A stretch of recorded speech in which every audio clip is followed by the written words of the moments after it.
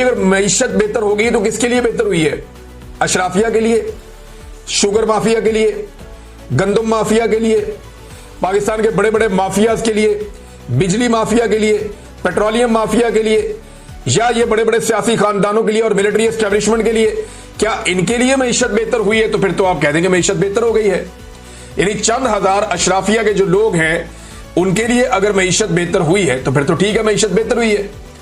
लेकिन अगर मईशत बेहतर हुई है तो 45% पाकिस्तानी, जो एक मुस्तनद रिपोर्ट्स हैं उनके मुताबिक लगभग आधे पाकिस्तानी गुर्बत की लकीर से नीचे कैसे चले गए? यानी आप ये दावा करते हैं ना कि मईशत बेहतर हो गई है, तो अगर बेहतर हो गई है तो फिर लोगों को गुर्बत की लकीर से ऊपर आना चाहिए।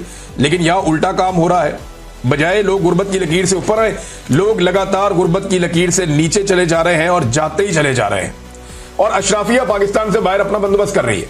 एक तो ख्वाजा आसिफ ने बताया ना कि पुर्तगाल, ये सभी जानते हैं, और इसी की उम्मत में बैठा हुआ एक वजीर है जिसने पुर्तगाल के अंदर बाकायदा प्लॉटिंग करके बेची है, और वहां पे साथ में वो जो रेजिडेंट्स है वो ऑफर करते थे कि आप प्लॉट ले लें, वहां पे रेजिडेंट्स आपको साथ मिल जाएगी। बेशुमार लोग पुर्तगाल के अंदर प्रॉपर्टियां ली उन्होंने अपने खानदानों के नाम पे, फ्रंट मैनों के नाम पे। ज्यादातर लोग जो है वो अपनी बेगमात को वहां पे बनाते हैं वहां का नेशनल, और उनकी बुनियाद के ऊपर उन पे डिपेंडेंसी का वीजा लेकर वहां चले जाते हैं और वहां पे फिर वो रहते हैं, उनको रेजिडेंशियल स्टेटस मिल जाता है। तो ब्यूरोक्रेट्स की एक बहुत बड़ी तादाद ने, पुर्तगाल हो गया, सेनेगाल हो गया, अमेरिका हो गया, इवन यूएई के बहुत सारे इलाके वहां पे इन्वेस्टमेंट की हुई है। यूएई में ये मिडिल ईस्ट के इलाके हैं जिनमें यूएई भी शामिल है। सऊदी अरब के अंदर मुझे पाकिस्तानी मिले, उन्होंने कहा जी इतनी बड़ी तादाद में पाकिस्तानी यहाँ पैसा लेकर आ रहे हैं कि आप सोच नहीं सकते। ये क्या मतलब? उन्होंने कोई पाकिस्तानी हमसे रब्ता करता है, हम यहाँ गाड़ियां डाल देते हैं, कोई कहता है जी हम होटल बना लेते हैं, कोई कहता है जी हम इस कारोबार में आ जाते हैं, कोई कहता है जी हम कोई रेस्टोरेंट बना लेते हैं। तो पाकिस्तानी बहुत ज्यादा पैसा लेकर सऊदी अरब में आकर कारोबार करना चाह रहे हैं। यही हाल जो है वो यूएई में है और बाकी मुल्कों में भी है।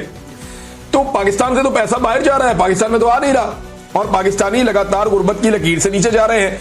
अब जनाब ये जो ब्यूरोक्रेसी है या एस्टेब्लिशमेंट के जितने भी चहीते हैं, ये अपने पैसे अपने फ्रंट मैनों के जरिए और फैमिलीज के जरिए बैरून मुल्क मुंतकिल कर रहे हैं।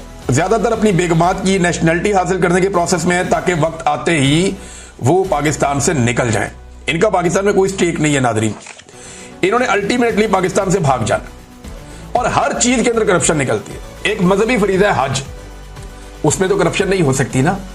लेकिन आप ये देखें कि खबर छपती है कि हज इंतजामात 2024, ये 2024 की बात कर रहा हूं, 2025 की बात नहीं कर रहा।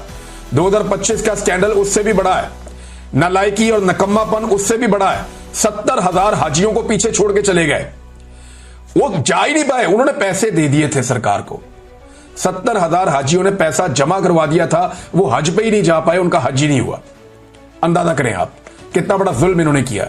2024 वाले स्कैंडल में बता रहे हैं जनाब के बहुत सारी बेजाब्तियां हुई हैं खजाने को। अच्छा, जब एस्टेब्लिशमेंट की पसंदीदा हुकूमत हो ना तो बेजाब्तगी कहते हैं, बेकायदगी कहते हैं।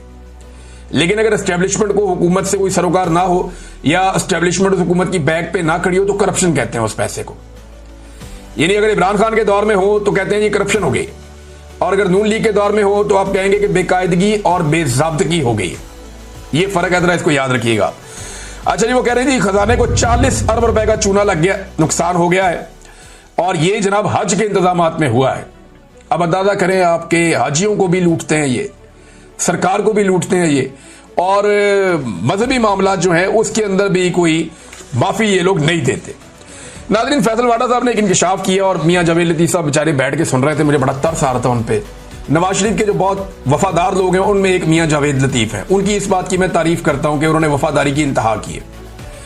यानी उन्हें ऐसा नहीं, अगर वो भी चापलूसी करते और एक खास रास्ते पे चलते तो वो एमएनए भी होते और उन्हें जो है वो मिनिस्टर भी बना दिया जाता, नवाज शरीफ साहब उनकी सिफारिश भी कर देते। लेकिन जावेद लतीफ साहब ने नवाज शरीफ साहब की ज्यादा गेम उठाने के चक्कर में अपनी सियासत भी खराब की, और अब उनके सामने बैठकर फैसल वाडा साहब जो बातें कर रहे थे, मुझे तरस आ रहा था जावेद लतीफ पे कि वो जवाब भी नहीं दे पा रहे, बल्कि कह रहे मेरा छोटा भाई है, कोई बात नहीं। तो फैसल वाडा साहब ने बड़ी टका के जवाब दिया और उन्होंने कहा कि देखे, हमने अपने घर बैठ के ना, और फैसल वाडा का घर किधर है और वो किसके साथ बैठकर बनाते हैं ये आप सब अच्छी तरह जानते हैं। उन्होंने कहा जी घर बैठ के तो हमने नवाज शरीफ की प्लेटलेस की रिपोर्टें बनाई थी, यानी घर पे बैठ के बनाई है नवाज शरीफ की प्लेटलेस की रिपोर्टें। जब पीटीआई भी ये कहती थी ना कि नवाज शरीफ बिल्कुल ठीक बाहर गए हैं, यानी उनकी प्लेटलेस गिरी हैं, तो मैंने उस वक्त चैलेंज किया था कि नवाज शरीफ साहब बर्तानिया में जो आपकी पहली एक रिपोर्ट बनी थी प्लेटलेट्स की, वो आप पब्लिक करें। और मुझे एक शख्स ने ये इतला दी थी उस वक्त कि वहां पे मियां साहब की प्लेटलेट्स मुख्तलिफ हैं उससे जो उन्होंने पाकिस्तान में शो की थी।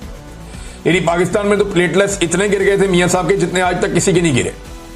अब फैसल वाडा साहब मुंह पे कह रहे हैं जावेद लतीफ साहब के एक टॉक शो में बैठ के कि जनाब मियां साहब की जो प्लेटलेट्स की रिपोर्टें हम घर में बैठ के बनाते थे और ये बहादुरी के दावे वादे बड़ी बड़ी बातें, और देखें कैसे ये आदमी पाकिस्तान से गया। यानी मियां नवाज शरीफ साहब जो है जिस तरह उन्होंने पाकिस्तान छोड़ा, ये पीएमएलएन के वर्कर के लिए कितनी तकलीफ दे बात है कि आज उनके अपने हमायती उनके सामने बैठकर कह रहे हैं कि जी मियां साहब जो है उनके प्लेटलेट्स की हमने जाली रिपोर्टें बनाई थी और जालसाजी करके मियां नवाज शरीफ साहब जाली बीमार बन के डील करके एस्टेब्लिशमेंट से पाकिस्तान से बाहर गए। और उनके साथ बैठे हुए जो पीएमएलएन के लोग हैं, कितनी ज्यादा वफादारी है जावेद लतीफ की नवाज शरीफ से, ये सब जानते हैं। अब वो भी बेचारे अब नीचे मुंह करने पर मजबूर है और उसका सही तरह जवाब भी नहीं दे पा रहे थे, कोई भी तसल्ली बख्श जवाब उनके पास नहीं था। नाज़रीन, मैंने आपसे कहा ना जैसे इमरान